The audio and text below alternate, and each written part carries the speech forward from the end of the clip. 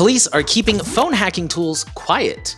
Google is adding a new security feature to their Pixel phones. Tutanota is continuing their push into quantum-resistant security. A ton of data breaches, it's one of those weeks, and more. Welcome to Surveillance Report 148, where we are dedicated to keeping you private and secure with the latest news from the past week. I am Nathan from The New Oil, and Henry is taking this week off, which is fair. Our promo segment, as always, we want to remind you there is Patreon. If you want to keep us going in a recurring fashion and you want to get something in return for $5 a month or more, you can ask us a question that we might address on our Q&A. For $10 a month or more, you don't have to listen to the segment and you get a lot more of our thoughts and analysis and things like that. Last week and this week might be a little light since we're kind of trading off, but usually when there's two of us, there's a lot of back and forth. If you don't want to worry about perks or you don't like Patreon, which is totally fair, and you still want something recurring, we have LibrePay. And last but not least, as always, we have Monero, which is virtually anonymous. It's pretty much as anonymous as you can get on the internet. We don't know anything about you, but we do see the support. We are very grateful for it. Thank you for keeping us going. So I want to start off real quick before we jump in with a little bit of a PSA. My mom passed away this week. I'm doing okay. I have a great support system here at home, and I'm not fishing for sympathy, but there's a privacy and security lesson here I wanted to share. First of all, there's the obligatory non-privacy and security. Tell people you love them. This was very, very sudden. My mother was relatively young. Thankfully, I told her I loved her a lot. We talked a lot. Our last talk wasn't a fight, anything like that. But, you know, remind people you care while they're here. You really do never know when you won't have a chance. Second, and I know this sounds really weird, I thought so too. Because it was so sudden, she lives out of state. I was not there when she passed, but I'm told that at some point before she passed, she said that I knew her Bitwarden password. Just kind of like, you know, if I don't make it through this, Nate has my password. You guys can take care of everything. I don't know where she got this idea from. I don't know her password. And I've already tried guessing all the ones I know of or all the ones I could think of that might be something she would use. Bitwarden is not being very helpful, which as a customer is great, but in this particular situation is a little frustrating. We cannot get into her email where the hint is being sent, and it's Proton Mail, so we can't just like reset the password. I mean, we could, but I don't know what's in there that we might lose, that we might want later. This is just my reminder to you guys as I'm living through the situation. If you haven't made plans yet for like, you know, what happens if I step outside and get hit by a bus tomorrow, make them. Communicate your plans with the people who have them. Make sure that your loved ones either actually know your password or know how to get into your password, or you've set up like an emergency account access with your password manager, things like that. For those who want closure to stories, thankfully, it seems like my mother was very organized, kept track of all her physical mail and papers. So I think we're going to be good as far as like finding all of her accounts, paying all of her bills, things like that. But I still wish we could get into the password manager. I think that would make things a lot easier. So make plans now while you can. And if your plan is people will figure it out, don't count on that. Because really, in terms of like people who are close with her and like would be most likely to guess her password, it'd be me, and I'm at a loss. So yeah, spare your loved ones. They're already dealing with enough. Okay, I apologize if that was a little bit of a downer note to start on, but I felt like that was a really important message to share, again, since I'm dealing with that and it really sucks. But with that, let's go ahead and jump into the highlight story. This is one that kind of made the rounds this week. Cellebrite asks cops to keep its phone hacking tech hush-hush. Quoting the article, for years, cops and other government authorities all over the world have been using phone hacking technology provided by Cellebrite to unlock phones and obtain the data within. And the company has been keen on keeping the use of its technology hush-hush. As part of the deal with government agencies, Cellebrite has asked users to keep its tech and the fact that they used it secret. This request concerns legal experts who argue that powerful technology like the one Cellebrite builds and sells and how it gets used by law enforcement agencies ought to be public and scrutinized. TechCrunch got their hands on like a Cellebrite training video here, and they're quoting the video. We don't really want any techniques to leak in court through disclosure practices or, you know, ultimately in testimony when you are sitting in the stand producing all this evidence and discussing how you got into the phone. Then the article goes on to say, for legal experts, this kind of request is troubling because authorities need to be transparent in order for a judge to authorize searches or to authorize the use of certain data and evidence in court. Secrecy, the experts argue, hurts the rights of the defendant and ultimately the rights of the public. The Cellebrite employee claims in the video that disclosing the use of its technology could help criminals and make the lives of law enforcement harder. I should have started this off at the top, but for those who don't know, Cellebrite is a company that makes tools that hack phones. So if the police arrest you and you're not cooperating or you're not conscious or whatever, and they want to search your phone for evidence, quote unquote, assuming they get all the proper paperwork and everything, then they can use one of these tools to crack open your phone and search it, digitally speaking. From what I understand, for those of you who are just finding out about this or who are concerned about this stuff is very, first of all, it requires physical access to your phone. This is not like Pegasus where they just like send you an iMessage and all of a sudden your phone's infected. This requires physical access to your phone, and it's also very it's very cat and mouse. Cellebrite will find a 0-day, they will start exploiting it. Apple will either be told about it or in a totally unrelated way, we'll find out about the 0-day or we'll somehow patch it. And then it's, they have to find a new 0-day, and it's just a very back and forth kind of thing. Let's move on to our data breaches. And we have a good half a dozen or so this week. There's some interesting ones. Let's start with a French government agency that exposed the information of 10 million people. This is, I'm totally going to screw this up. I'm not a French speaker. Pôle emploi? France's governmental unemployment registration and financial aid agency. Although the agency does not specify the number of impacted individuals, La Parisienne reports an estimate of 10 million people based on registration numbers during the impacted time frame. The exposed information includes full names and social security numbers. Email address, phone numbers, passwords, and banking data have not been affected. And the article notes this could potentially be part of the MOVEit breach because this agency is apparently part of the IBM cloud infrastructure that has been breached, and the numbers of people affected kind of match up. But at the same time, nobody's confirmed that. The agency hasn't confirmed that. Clop Ransomware, who's behind MOVEit, they haven't confirmed that. So it's unclear. It could be, but there's no confirmation yet. Of course, the article notes names and socials alone, without the rest of that data, they're not quite as at risk as you would expect, again, with all that other data, email and phone numbers and passwords and stuff. But of course, there's always still a risk there of identity theft and phishing and things of that nature. And, unfortunately, when you're unemployed, you're kind of at a low point, and that's very unfortunate that these people are already in a vulnerable spot and now being put at further risk. Our next story comes from Duolingo, where 2.6 million users have had their data scraped and released on a cybercrime forum. Duolingo, for those who don't know, is one of the largest language learning sites in the world with over 74 million monthly users worldwide. The data includes a mixture of public login and real names and non-public information, including email addresses and internal information related to the Duolingo service. While real name and login name are publicly accessible as part of a user's profile, the email address is more concerning as they allow this public data to be used in attacks, like phishing attacks. Bleeping Computer has confirmed that this API is still openly available to anyone on the web, even after its abuse was reported to Duolingo in January. And it is almost September as I'm recording this. So I'm curious, actually. I've seen people ask this before. Does anybody know if there's a more privacy respecting version of Duolingo, or what's that new one? Babelfish, something like that? I don't know. I'm just interested. One of these days, I really do want to learn more languages, and I'd like to know what other options are out there. All right, our next one comes from an Indian ed tech startup, and I'm totally going to screw this up. Byju, B-Y-J-U, has exposed sensitive student data, including loan details. So like I said, they are an Indian ed tech startup. They are the most valuable Indian startup, and they fixed this issue, at least, their server-side misconfiguration that was exposing the sensitive data of students. They exposed some students' names, phone numbers, addresses, and email IDs. The exposed data also included loan details such as payouts, links to scanned documents, and transactional information related to some students. While the exact number of students whose data was exposed is unclear, the researcher said 1 or 2 million records were accessible due to the issue. So, all right, next up we have Tesla, who says that a data breach impacting 75,000 employees was an insider job. Once again, this was a notice filed with the main office of the Attorney General. Take a shot. The investigation revealed that 2 former Tesla employees misappropriated the information in violation of Tesla's IT security and data protection policies and shared it with the media outlet. This information includes personally identifying information like names, addresses, phone numbers, employment-related records, and social security numbers belonging to 75,735 current and former employees, unquote. The article didn't really say why the employees shared these files. I mean, I guess I could have gone looking for the outlets they mentioned, but they shared it with a couple of news outlets, and I guess they were trying to whistleblow something. That would be my assumption, because I don't know any other reason you would share documents with reporters like this. But they didn't really specify what they were blowing the whistle on or what they were attempting to expose. Next up, we have Japanese watchmaker Seiko, who was breached by Black Cat ransomware gang. Seiko is one of the world's largest and most historic watchmakers, with roughly 12,000 employees and an annual revenue of over $1.6 billion. Basically, they're like, hey, we noticed intrusion on this date. We hired some investigators. Here's the steps we took. As a result, we are now reasonably certain that there was a breach and that some information stored by our company and or group companies may have been compromised. And then they talk about how Black Cat, posted this data for sale, and in the listing, the threat actors mock Seiko's IT security and leak what appears to be production plans, employee passport scans, new model release plans, and specialized lab test results. So they point out, in addition to employee passport scans, that's very concerning, but this is also an intellectual property concern for Seiko, because, specialized lab test results, new models.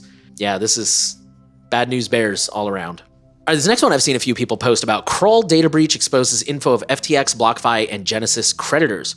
Krull, who is facilitating claims for insolvent companies like FTX, BlockFi, and Genesis Global Holdco, has confirmed that one of its employees was the victim of a SIM swapping attack. There's going to be a lot to unpack here. Cybercriminals stole the employee's phone number and used it to gain access to some files with personal data of bankruptcy claimants. The article notes a little later on that they were using T-Mobile, because of course they were. The attackers bypassed MFA to take over the employee's account and access files. They say bypassed MFA. It's a SIM swap. It's a little misleading. Anyways, they access files stored in Krull's cloud-based systems, including full names, physical addresses, email address, and debtor claim details. Although the nature of the exposed data are not explicitly mentioned, the two companies clarify that user passwords and client funds have not been impacted, as neither FTX nor BlockFi systems were directly breached.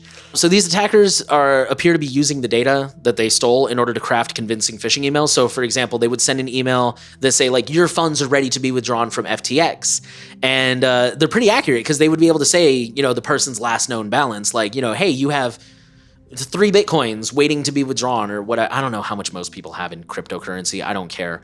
You know, and then of course you go to enter it in and it'll probably ask you like, you know, for more information, bank account, where do we transfer the funds to, and things like that.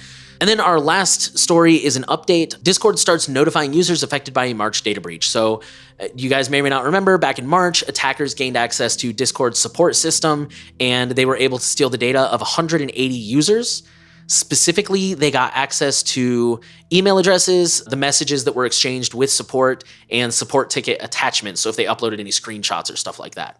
Discord is now formally notifying individual users. We are now moving into companies. So we're going to start off with a new Google feature that ensures your Pixel phone hasn't been hacked. Here's how it works. This comes from Wired. I'm going to quote a pretty good chunk of the article here. They say it's not in Google's best interest for its smartphones to be easily compromised, and the tech giant has just rolled out a new security feature that for now is exclusive to Pixel devices, Pixel Binary Transparency.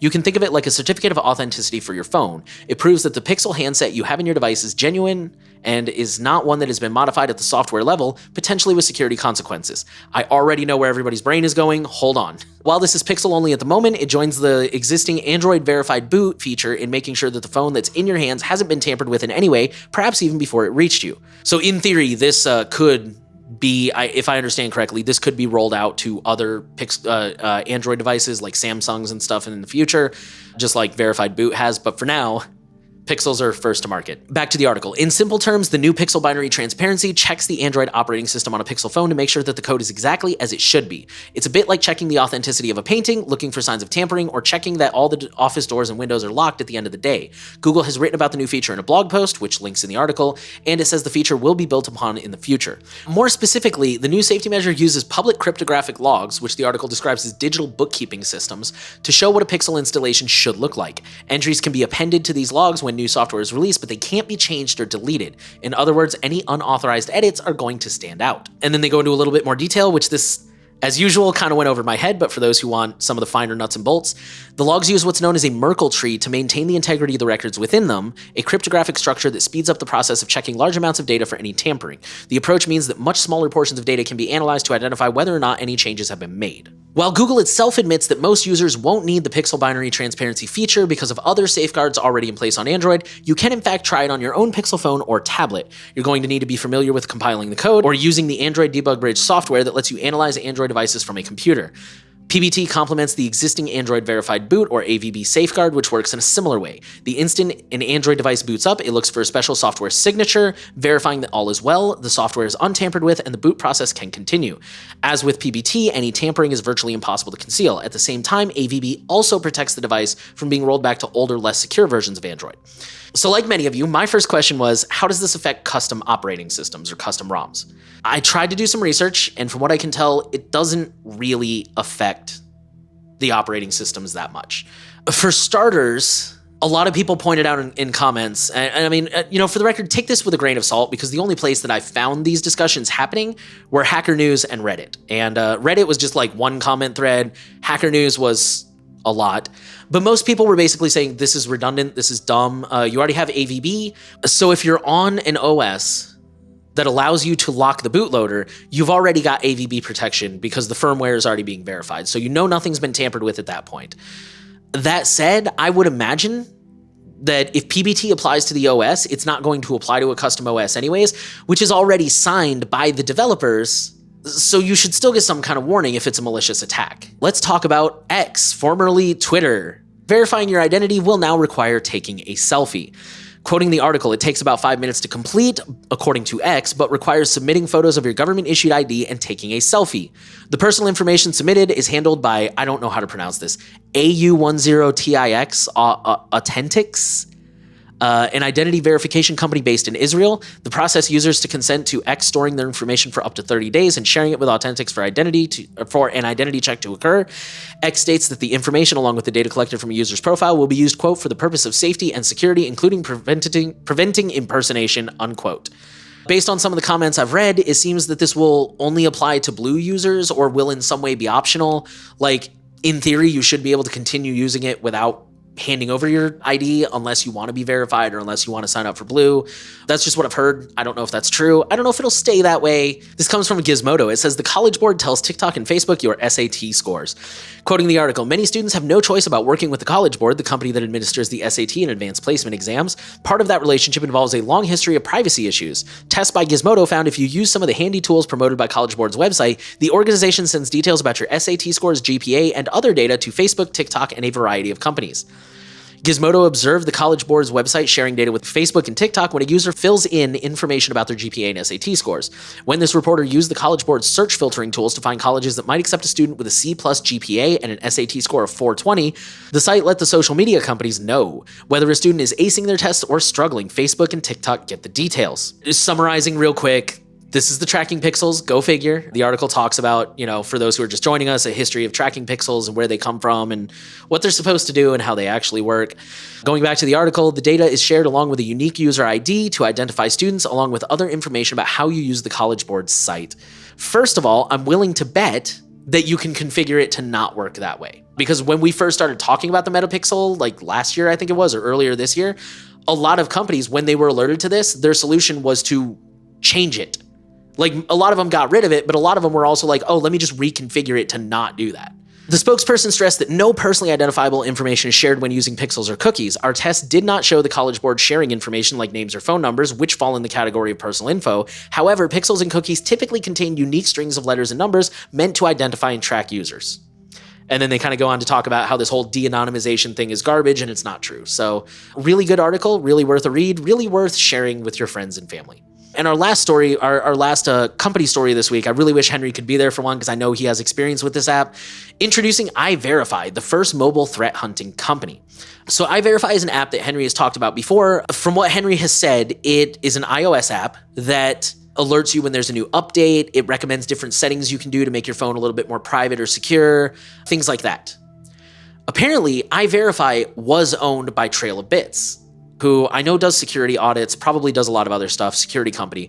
They have now spun out into their own independent company, or at least a separate company from Trail of Bits, and they're just going to kind of expand their mission. They're going to focus on protecting devices from advanced spyware and other privacy threats. According to the blog post, that's really their focus is privacy. And, thankfully they don't like flat out say it, but they very heavily imply, they're like, look, we don't believe security and privacy are independent. We think that they often go together, but our focus is mainly privacy. So yeah, the post didn't really have a lot of details. It was kind of just more of an announcement more than anything else, but they did say that they want to serve individuals as well as companies. So this will be an app that you can download as an individual that will hopefully be affordable as an individual. And it's funny, Henry has always said this is an iOS app, but it looks like they're also available on Android. I don't know if that's new since they spun off or if it's always been that way, but all right, so with that, we'll move into politics, and we only have a couple stories this week. Cellebrite was our first political story, or I was going to put it in the politics section. Our next story says the AI surveillance tool DHS uses to detect sentiment and emotion.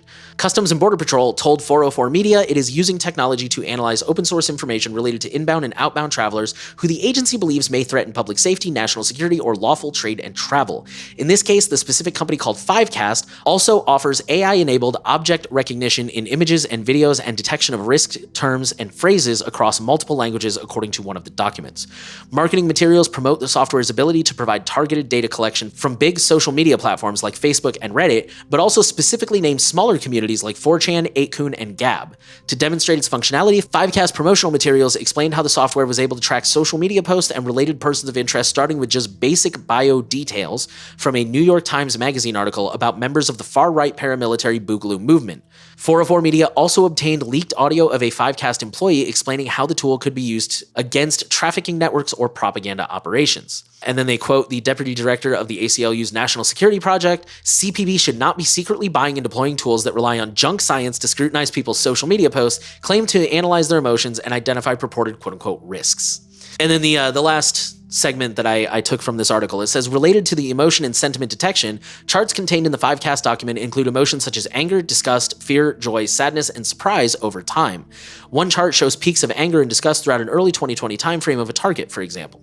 If you've been listening for a while, we are no stranger to the idea of social media surveillance, which is kind of what this sounds like, right? Especially if you read the whole article. The real story here, from what I can tell, is the addition of AI to try and detect emotion and context. So first of all, we have the emotion side. They're trying to teach this AI to look at pictures and videos and the tone of the message itself and determine, like, are you angry? Are you disgusted? Are you scared? Are you sad? Whatever. In addition to that, the article also talked about how they were trying to train the AI to recognize, quote, the concept of the drug oxytocin. So, like, it wasn't just trying to train it like, hey, here's a picture of oxytocin. Do you recognize it? I think they were trying to train it to also recognize, like, people who might be using code, saying, like, classic example, like, hey, man, you got this stuff. Or again, people who might be leaning a certain way politically or have certain ideas, all of that stuff. So our last political story comes from Pennsylvania, and it says a court says that state police cannot hide how it monitors social media. The law enforcement agency had argued that fully disclosing its policy for using software to monitor online postings may compromise public safety. However, quoting the article a little later on, justifying what the majority opinion described as heavy or complete redactions on every page of a 9-page regulation, the head of the state police's Bureau of Criminal Investigations argued that greater transparency about the policy would make its investigations less effective. The State Office of Open Records held a private review of the blacked out material and ruled that making the policy public would likely not harm investigations, calling the social media policy process is strictly internal and administrative in nature. Redacted sections address the use of open sources, what approval is required, when to go undercover and use an online alias, and how to verify information. State police also blacked out an entire section on using social media for employment background investigations. And then Andrew Christie, a lawyer for the ACLU of Pennsylvania, said the ruling, quote, sort of puts law enforcement on the same playing field as all government agencies. If they have a legal justification to keep something secret, then they have to put forth sufficient evidence to justify that, unquote. The article in question didn't really give any background to this, like why was this being discussed in court, like what was the case? But either way, I'd say this is a win. All right, with that, we'll move into FOSS, and we're going to start off with some exciting story from Tutanota, raising the bar in security with Argon 2. So for context, for those of you who are just joining us, brand new to privacy and security, when you log into a website, what they're supposed to do is what's called hashing. So you type in your password. They're not supposed to actually send your password to the website. They're supposed to encrypt it locally on your device. It's a one-way encryption called a hash. And then they send that hash off to the server. They compare the hashes, and if they match, you're good to go. And there's different algorithms you can use to do that hashing. And one of them, the most recent, is Argon 2. So, quoting the article, we are excited to let you know that we've updated the hashing function in Tutanota to Argon 2, the most secure algorithm. As you know, we are planning to become the first post-quantum secure email and cloud provider, and we are very happy to announce that we have now achieved the first milestone in this project. With this update, your password that is used to generate your encryption keys that encrypt all your data in Tutanota will no longer be protected with bcrypt, but with Argon 2, a new and advanced algorithm that will lead to even better security. And just for the record, bcrypt has, up until now, been like the recommendation. It's been like the best hashing algorithm you could use. To my knowledge, it has not necessarily been cracked or broken or anything. It's just, in light of quantum computing, we kind of need something a little more robust, and that's where Argon 2 comes in. Argon 2 has been the winner of the password hashing competition, and for good reason. This algorithm is currently recommended by most modern guidelines, including the OWASP Foundation, which they're just like a highly regarded cybersecurity organization. Argon 2 brings a number of improvements over bcrypt, such as memory hardness and side channel resistance. The main problem is that there are no, and I'm cut and pasting parts from the article here, so bear with me. The main problem is that there are no JavaScript implementation, or at least none that we would consider using. There are, however, a number of JavaScript bindings for the reference C implementation compiled to WebAssembly. WebAssembly is a technology that allows code written in almost any programming language to be run in a browser. That's what we decided to use too, but we opted to write our own minimal glue to get the best loading times with the cleanest code. WebAssembly has been supported by all major browsers for a long time. That's why we opted for this solution, as it brought the best results for all Tutanota users in terms of security and speed.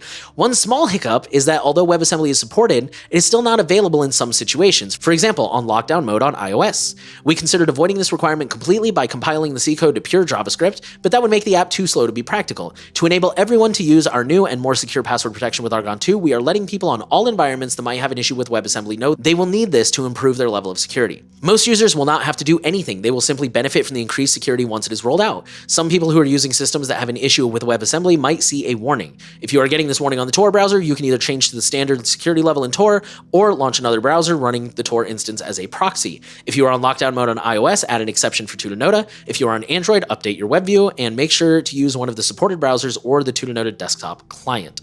And our last FOSS story, this comes from it concerns Firefox. It says Firefox users may import Chrome extensions now. One of the main arguments brought forth for switching to the web extension system for browser extensions was that it made cross-browser extensions easier.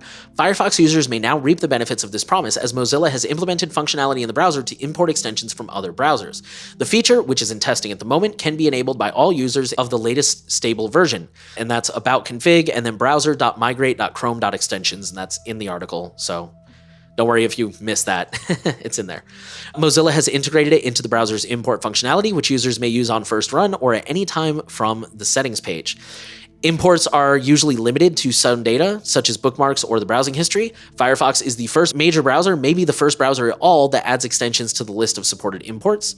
The feature is limited at this time to Google Chrome and select extensions. Even though Firefox and Chrome extensions use the same framework, they're not compatible immediately. Mozilla decided to create a list of extension pairs for extensions that are available on Chrome and Mozilla. Basically, if you try to import an extension that does not exist, like is not using the web extension format yet, if there's a Firefox version, like it's the same publisher, it's definitely the same plugin, they'll just pull that one for you. So it's basically for you, it's the same, except as the article points out here, if you do that, you could lose like certain settings or certain customizations. So it's not exactly a one-to-one, but I mean, at least you don't have to go digging for it yourself and be like, well, is this the right one? I'm not sure. So plans are underway to extend the list to add more extension pairs to the import feature. And last but not least, we'll go into the Misfits section. We have just one story, and this is a doozy. This is another one of those articles you guys may want to share with your friends and family. The headline says, browser fingerprints lead to price discrimination. I'm going to quote a lot of the article here, but it's really interesting, so bear with me.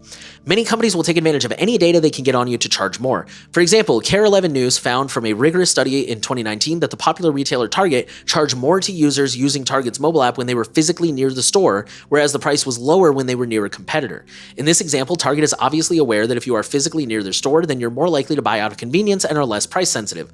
On the other hand, if you're standing near a competitor, Target needs to lure you away with a good deal.